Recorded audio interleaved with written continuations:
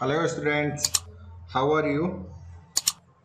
Hope you are well. Today our second chapter for civics. This video for class 8. In first chapter we already discussed the Indian constitutions. Okay. Now in this chapter we will discuss about silent feature of the Indian constitutions. It's me. Okay. Chapter 2 silent feature of the Indian constitutions. In this chapter we will discuss about the various aspects. Okay, what is the constitutions, importance of constitutions, and what are the silent features. Okay, so we will try. Actually मैं आपसे request करना चाहूँगा, अभी क्या है, ये जो आप देख रहे हैं आपके स्क्रीन पे हो सकता है आपको इतना क्लियर ना दिखे, बिकॉज जो फॉन्ट है ये काफ़ी छोटा है ना, that's why I request all of you, जब भी आप ये वीडियो देखें तो आप अपना बुक अपने साथ में रखें. ओके, उससे क्या होगा, आप जब भी इसको सुनेंगे ना तो आपको पता चल जाएगा मैं कहाँ पर हूँ और क्या पढ़ रहा हूँ. ठीक है, और उसका मतलब क्या था. ओके, सो चलिए स्टार्ट करते हैं. व्हाट इज द कॉन्स्टिट्यूशंस, मतलब संविधान क्या है ना. The constitution of a country is a set of rules based on which the government of a country run. Constitution क्या होता है, किसी भी देश का constitution या फिर किसी भी देश का संविधान, वो एक बुक है, रूल्स, जिसमें वो रूल्स लिखे हैं जिसके अनुसार वहाँ की सरकार चलती है ना, और देश को चलाती है. It defines the roles and responsibility of the central government. ठीक है, जो आगे केंद्र सरकार होती है ये उसकी क्या रोल्स एंड रिस्पॉन्सिबिलिटी के बारे में बताता है ना. The state government and the local bodies, it also despairs the relations between the government and the citizens of a country. It also defines very clearly the power of the governments. It ensures the rights of the citizen are taken care of. Okay, मतलब क्या होता है, constitutions क्या है, मतलब संविधान वो किताब है जिसके अंदर वो सारे रूल्स लिखे गए हैं जिससे सरकार किसी भी देश को चलाती है. ओके, एंड सरकार के क्या रोल्स हैं, क्या क्या उसकी रिस्पॉन्सिबिलिटी है ना, स्टेट गवर्नमेंट और लोकल बॉडीज की क्या क्या रिस्पॉन्सिबिलिटी है, और इन तीनों का कैसे रिलेशनशिप मेंटेन करना है. ठीक है, कैसे कैसे सरकार और सरकार के जो वो कंट्री के जो सिटीजन्स हैं उनके बीच में. ठीक है, और इसमें क्लियरली डिफाइन होता है कि सरकार के पास क्या पावर है. ठीक है, जिससे क्या हो सके वहाँ के जो सिटीजन्स हैं उनको अच्छे से देखभाल की जा सके. ओके, अच्छा ठीक है, अभी तक हमें पता चल गया कॉन्स्टिट्यूशंस क्या होता है. अब हम बात करेंगे इंपोर्टेंस ऑफ कॉन्स्टिट्यूशंस. ठीक है, मतलब हमें इसकी जरूरत ही क्यों पड़ती है. In a democratic setup of governments like India, a constitution is a very important as the governments gets formed and work as per the constitutions. मतलब इंडिया का एक डेमोक्रेटिक कंट्री है, स्पेशली जहाँ पे डेमोक्रेटिक गवर्नमेंट होती है वहाँ पे कॉन्स्टिट्यूशंस का होना बहुत जरूरी है, क्योंकि इसके अंदर वो सारे रूल्स नियम वगैरह, सरकार कैसे बनेगी, क्या क्या सब कुछ उसमें मेंशन होता है ना. According to Abraham Lincoln, democracy is the government of the people, for the people, by the people. Okay, this is the short and sweet definition by the Abraham Lincoln to democracy. ठीक है, democracy की क्या परिभाषा दी गई है ना, democracy is the government of the people, for the people, by the people. The extension of a constitution guarantees that the government will not function according to individual or a group of powerful people. ठीक है, जहां पे भी constitution होगा तो वहां पे क्या सरकार इंडिविजुअल या फिर जो वहां के कुछ ग्रुप ऑफ पावरफुल पीपल है ना उनके अनुसार नहीं चलती. सरकार चलती है किसके अकॉर्डिंग, कॉन्स्टिट्यूशन के according. But before independence we were under the British rules. What a new constitution was framed when India became free. ठीक है, the constitution was adopted on 26 January 1950. After that, India was declared a republic states. Power of a democratic government and right of the people, etc., are clearly defined in the constitutions, and it is the constitutions only which ensure that power are not misused and also safeguard the rights of the citizens. Okay, ये क्या सब कुछ मतलब इन सारी चीज़ों को यदि आप फुलफिल करना चाहते हो, किसी भी कंट्री के सिटीजन से उनके राइट्स को आप मेंटेन करना चाहते हो, उनके साथ कोई चीटिंग वगैरह ना हो, सारी चीज़ों मिसयूज ना हो पावर का, तो वहां पे क्या कॉन्स्टिट्यूशन का होना बहुत ही जरूरी है ना। अब हम बात करेंगे स्पेशल एस्पेक्ट्स के बारे में। The Indian constitution was prepared after a thorough study of other constitutions of the world. ठीक है, हम जानते हैं हमारा संविधान दुनिया का सबसे बड़ा संविधान है, क्योंकि हमारा संविधान दुनिया के उस टाइम जितने भी डेमोक्रेटिक कंट्रीज थी उन सभी संविधानों को पढ़ के उनका एक मिश्रण तैयार किया गया था। Okay, a number of good ideas were taken and incorporated as per the needs and conditions of our people. This is why our constitution ranks among best in the world.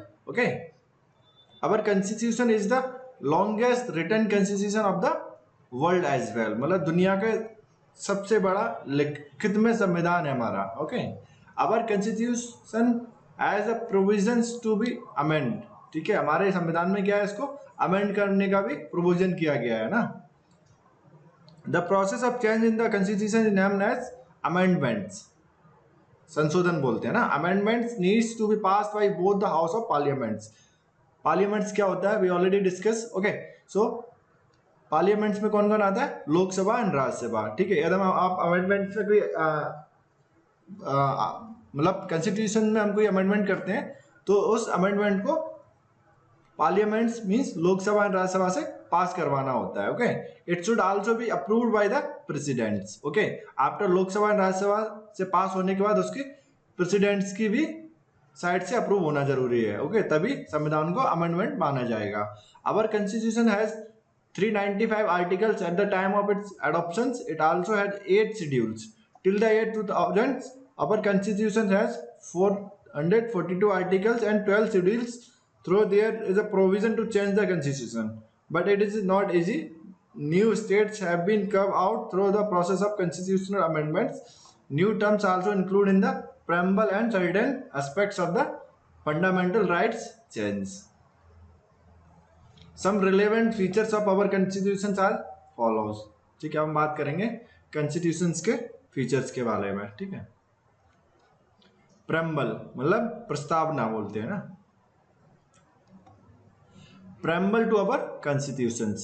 ठीक है, the preamble of constitutions of India reads, हम इसको क्या पढ़ते हैं, we the people of India having solemnly resolved to constitute India into a sovereign, socialist, secular, democratic republic and to secure to all its citizens justice, social, economic and political liberty of thought, expression, belief, faith and worship, equality of status and opportunity and to promote among them all fraternity, assuring the dignity of individual and unity and integrity of the nations and our constitute assembly। Okay, ये क्या preamble था। Okay, मतलब किस किस की बात की गई है, इंडिया क्या होगा, एक सॉवरेन कंट्री है जिसके अंदर socialist, secular, democratic and Republic. ठीक है, जिसके अंदर सारे सिटीजन्स को सिक्योर किया गया है justice, social, economic and political basis पे, liberty of thoughts, expression, belief, faith and worship के अकॉर्डिंग, इक्वलिटी। ठीक है, गरीब अमीर नहीं देखा जाएगा और सभी को इक्वल अपॉर्चुनिटी प्रोवाइड की जाएगी, है ना, एंड फ्रेटर्निटी। ठीक है, in our constituent assembly this 26 day of November 1949 do hereby adopt, enact and give to ourselves this constitutions।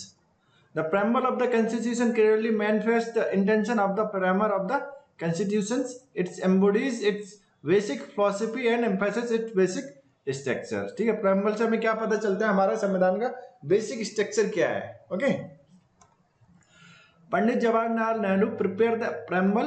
It is a blend of the philosophy to two revolutions, first one French as well as the Russian Revolution। Russian Revolution gave it to the concept of social, economic and political justice, while the Russian Revolution has given it to the concept of liberty, equality and fraternity। Okay, I hope you understand। Okay, now we discuss about preamble at a glance। The preamble of our constitution start with we the people of India। ठीक है, यहाँ पे क्या मैं कि नहीं, हम सबकी बात चल रही है। इंडिया क्या है, हम लोगों से मिलकर इंडिया बना है। Okay, it's refer to the public of India. The next term sovereign states that the sovereignty rest in the people of India. The people of India are the ultimate master of their destiny.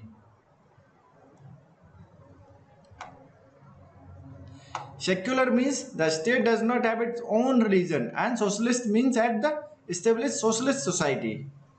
Secular माने होता है हम किसी भी धर्म को बढ़ावा नहीं देंगे, ओके, और ना ही किसी भी धर्म को हम छोटा मानेंगे।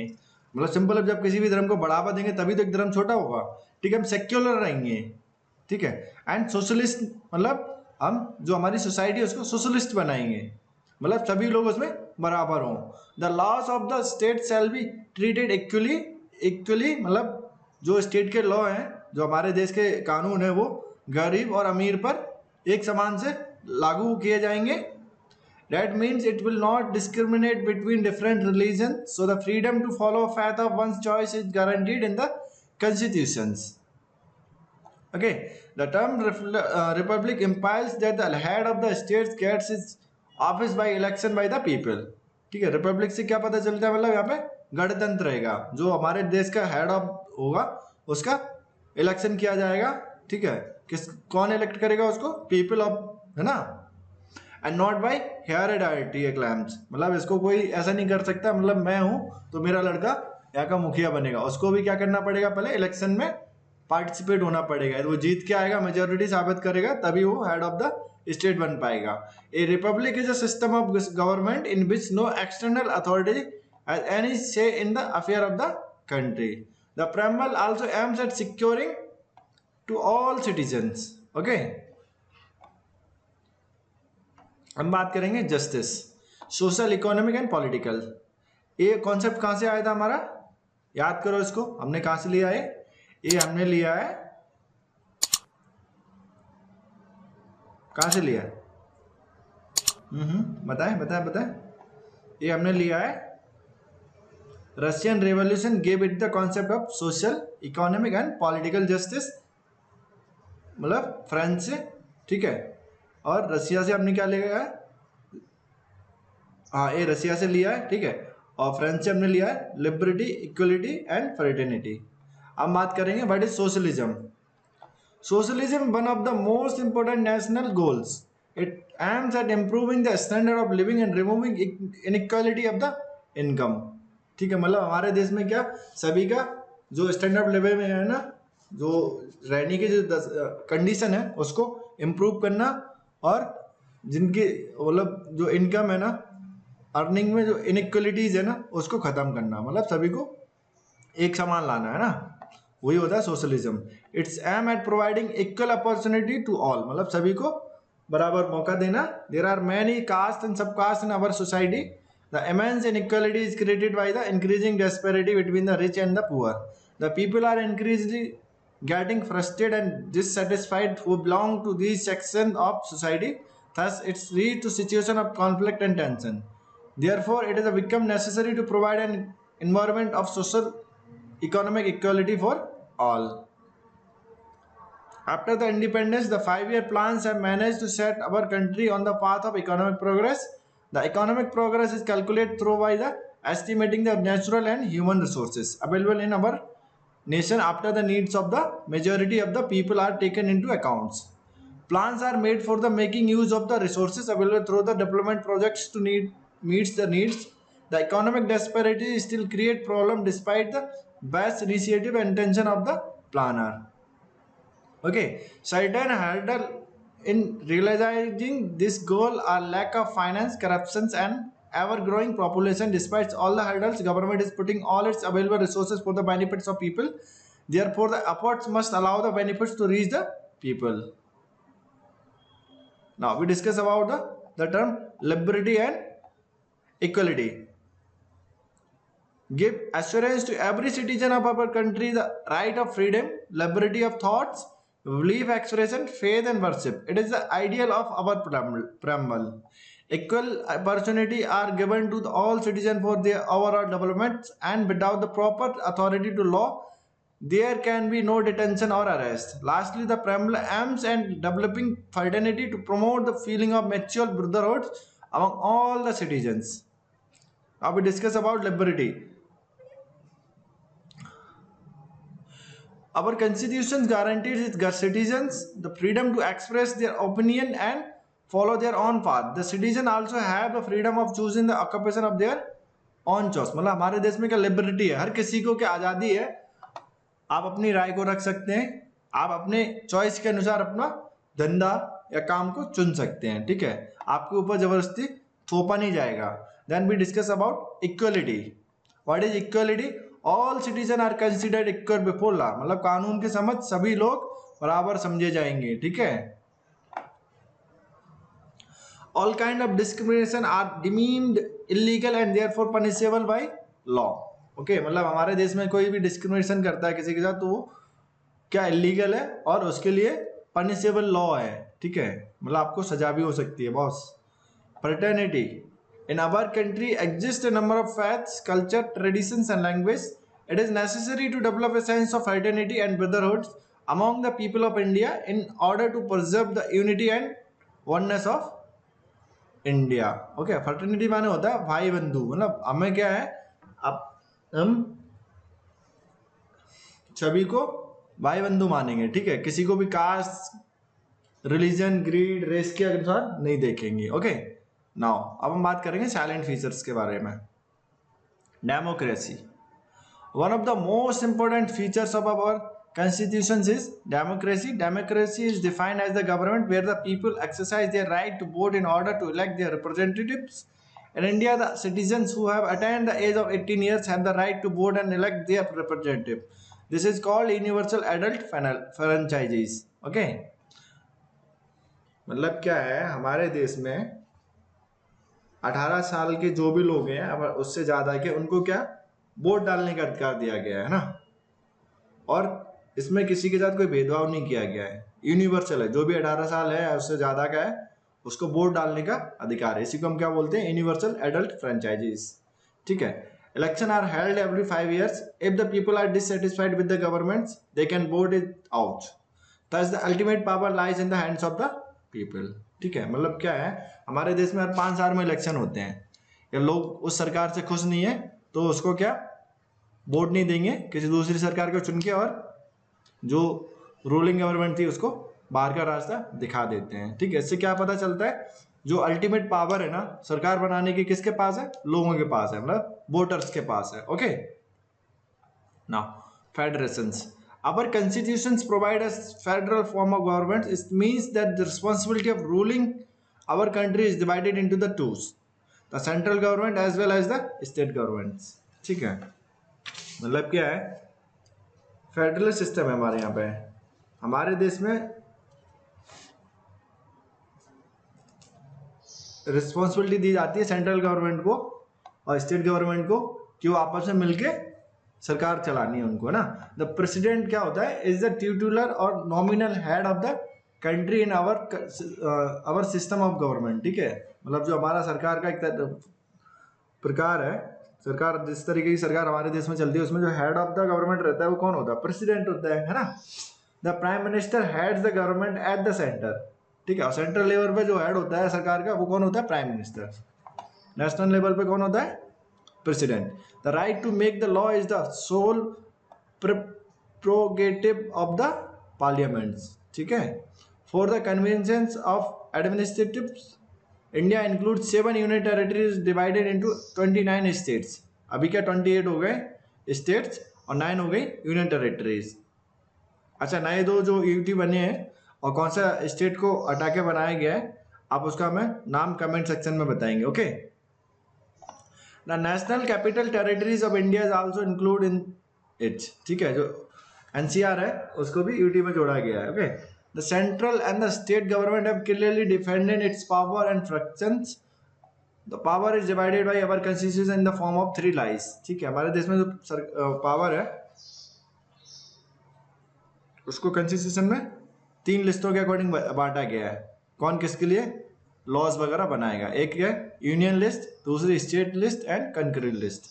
इस जो कंकरेंट लिस्ट है इसमें स्टेट और सेंट्रल गवर्नमेंट नियम बना सकती है, ओके. और यूनियन में केंद्र सरकार बना सकती है और स्टेट में स्टेट गवर्नमेंट बना सकती है. ओके, अब बात करेंगे यूनियन लिस्ट क्या होती है. Those subjects on which the union or central government makes law or include in it. The union list contains subjects like defense, foreign affairs, finance, communication, transports. We already discussed. Here are 99 subjects in it. Okay. What is the state list? It contains those subjects on which the state government can make the laws. The subjects such as public health, laws and order, agriculture. है ना? With the state deals. In total there are 61 subjects. And concurrent list क्या है? It contains those subjects on which the central government can be make the law. The subjects such as education, electricity, population control, trade unions, etc. Okay, now we discuss about directive principle of the state policy. In our constitution part 4th, Indian constitution has guidelines that are given to the government in order to ensure the welfare of the people of the India. These guidelines are known as directive principles. These principles are directives to promote a just social order. The importance of these principles can be judged from the fact that the Supreme Court has referred to them as the conscience of unity of the country. Conscience of the constitution मतलब जो supreme court है ना वो क्या है, संविधान का रखवाला है ना, ऐसा बोल सकते हैं हम. It is essential that the governments follow the principles in administrative and legislative matters. Although these principles are considered primary in governance, they are not enforceable in any code of law. Citizenships. Indian citizenship include individuals who are born in India or even outside to parents of India origin. Our constitution gives its citizen rights and responsibility. Among these rights, the right to vote and to contest elections are of the utmost importance. As in the United States, there is not a system of dual citizenship in India. ठीक है, हमारे यहाँ पर दोहरी नागरिकता का प्रावधान नहीं है. ठीक है, यूनाइटेड स्टेट में है. One who stays back in a foreign country does not have voting rights. These periods are known as alive NRIs. They are not restricted to enjoy the public facility in India, but they need to obey the rules of the land. They cannot enjoy the right of citizen. However, if a person wants to acquire the Indian citizen, she or he gets it by fulfilling certain conditions. In this way, our constitution covers all the aspects of government as well as the citizens. I think video ना थोड़ा सा बड़ा हो रहा है. Okay, तो अभी क्या करते हैं, इसको यहीं पर हम लोग कंक्लूड करते हैं. आगे का जो पार्ट बी रहेगा इसका हम लोग इधर से डिस्कस करेंगे, Indian secularism. Okay, then we discuss India as a democratic republic. Then we discuss fundamental rights. Okay, so I hope आपको अभी तक का वीडियो समझ में आया होगा. Okay, in next video means part B of second chapter we discuss okay about fundamental rights. So अभी तक हमारा जो वीडियो हुआ है, ठीक है, इसमें आपको यदि कोई भी प्रॉब्लम है, कोई भी डाउट है, आप लोग बेझिझक कमेंट सेक्शन में, अदरवाइज आप मेरे नंबर पर डायरेक्ट मुझे कॉल करके पूछ सकते हैं. Okay, so thank you.